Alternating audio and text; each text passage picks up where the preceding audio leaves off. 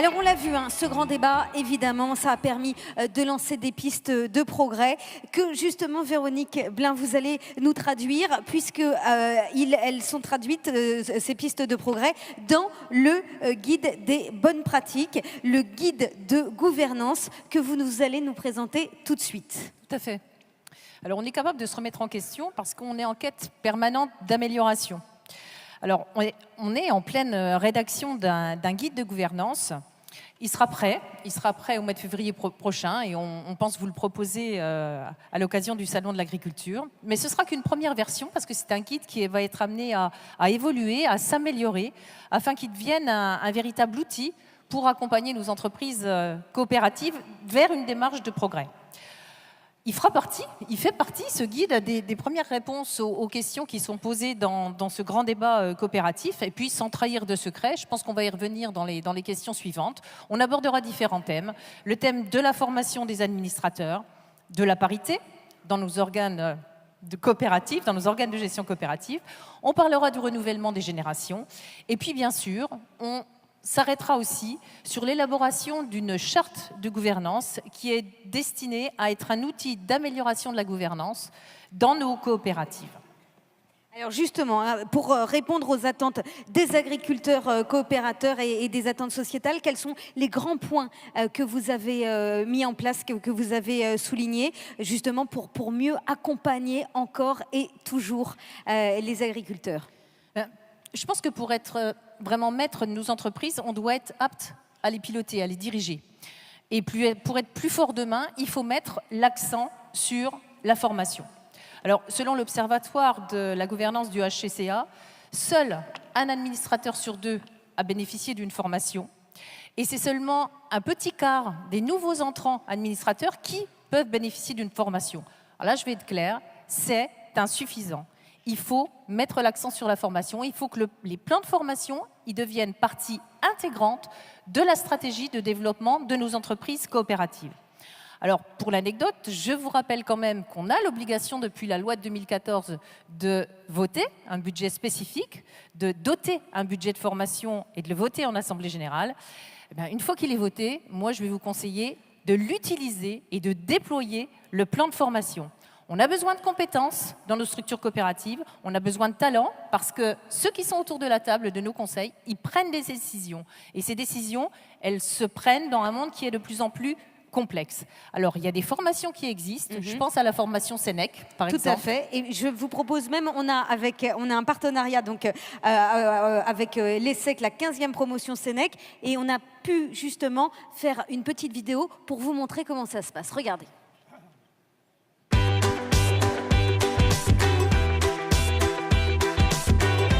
Premier, je mettrai réseau, professionnalisme. Devenir armé. Performance. Bouleversement. Indispensable. Sénèque, c'est un programme qui s'adresse à des administrateurs de coopératives, donc à des personnes qui ne sont pas en fonction de diriger la coopérative, mais plutôt d'accompagner les dirigeants. C'était pour moi important de me former justement pour assumer ce rôle d'administrateur. Le travail sur la stratégie qui est, on va dire, l'élément essentiel dans nos coopératives, et aussi la gouvernance dans nos coopératives, comment bien se positionner dans ce rôle de gouvernance. Je pense qu'on est dans un monde de mutation et que justement on a besoin d'appréhender tout cela. Venir à Sénèque nous permet justement d'appréhender tout cela. L'intérêt de cette formation, c'est suivre les tendances du monde moderne.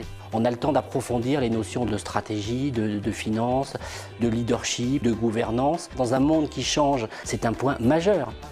Les points forts du programme pour moi, ce serait dans un premier temps les intervenants, la qualité des intervenants, qui est vraiment remarquable. Et un autre point fort, c'est l'échange avec les autres administrateurs des autres coopératives, qui nous permettent aussi d'appréhender le contexte coopératif dans une grande largeur. Je conseillerais vraiment de suivre la formation de Sénèque parce qu'elle permet de gagner du temps et gagner de la compétence très rapidement. Une personne qui veut rentrer, je lui dis vas-y, tu t'en retrouveras beaucoup plus fort à la fin. Oui, on travaille à la fois sur des stratégies qui concernent purement la coopérative, mais également on travaille sur soi et c'est vrai que allier les deux, c'est quelque chose d'assez bouleversant, mais de manière positive.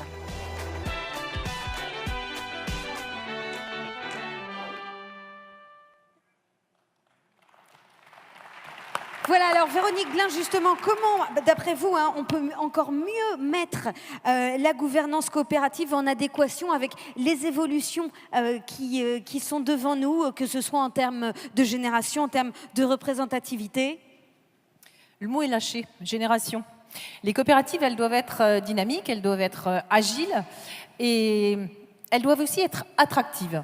Et ça passe par le renouvellement des générations et l'intégration de nouveaux élus au sein de nos conseils d'administration. Dans un premier temps, je pense qu'il est nécessaire d'identifier les jeunes talents parmi nos forces vives.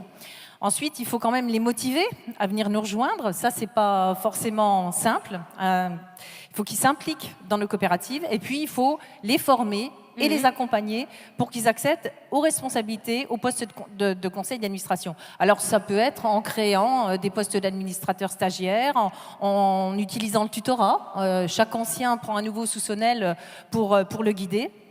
Mais intégrer des nouveaux administrateurs, ça implique quand même qu'il y en ait qui partent. Donc, je pense qu'il faut quand même aussi qu'on fasse un petit peu notre autocritique. Personne n'est irremplaçable. Il ne faut pas rester forcément cramponné à son siège quand on est là depuis de nombreuses années. Il y a un temps pour s'intégrer, il y a un temps pour agir, mais il y a aussi un temps pour transmettre et laisser la place. Et je pense qu'il était bon de le rappeler. Et puis, c'est le cas, je parle chez Nicolas Feuillatte, on se donne des règles, hein, parce que obligatoirement laisser de la place, ça veut dire si ça se fait pas spontanément, eh bien il faut être capable d'aborder la question délicate de la limite d'âge. Et pour ce qui est de chez Nicolas Feuillatte, on l'a mis dans nos statuts. Tout administrateur qui souhaite le renouvellement de son mandat ne doit pas être âgé de plus de 63 ans. Donc ça nous fait un renouvellement assez régulier. Il y en a qui laissent la place bien avant. Alors, je voudrais juste apporter un dernier point, c'est une note peut-être un petit peu plus personnelle.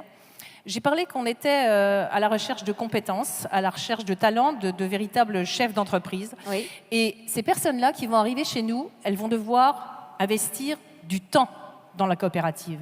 Et tout le temps qu'elles vont investir dans la coopérative, c'est du temps qu'elles ne passeront pas sur leur exploitation. Ah, elles, oui. Donc, il s'agit quand même de mettre en place un système d'indemnité de temps passé qui soit efficace. Moi, je dis, le bénévolat, c'est bien sympa, mais ça a quand même ses limites. Un petit mot sur la représentativité homme-femme? Ah, c'est un peu la bouteille à encre, ça. Un petit mot. Oui, oui. Alors, un chiffre peut-être. Oui. Un chiffre peut-être. Si on a 24% des exploitations agricoles qui sont dirigées par des femmes, c'est un peu plus de 8% seulement qui sont au sein de nos conseils d'administration. Là aussi, je vais dire, c'est insuffisant. Alors évidemment, il y a plus d'agriculteurs et de viticulteurs que d'agricultrices et de viticultrices. Il faut faire comme pour les jeunes, il faut aller dénicher les talents, les motiver et les intégrer dans nos conseils d'administration parce qu'il est prouvé qu'une représentativité équilibrée hommes-femmes au sein des entreprises, c'est un facteur de progrès, quel que soit le type d'entreprise. Alors chez Nicolas Feuillatte, nous sommes 5 femmes sur 21 administrateurs. On est quand même dans une proportion raisonnable. Et puis il y a une proposition qui va vous être faite, qui est celle de tendre vers une représentation de femmes dans vos conseils d'administration, qui soit la représentation de votre sociétariat.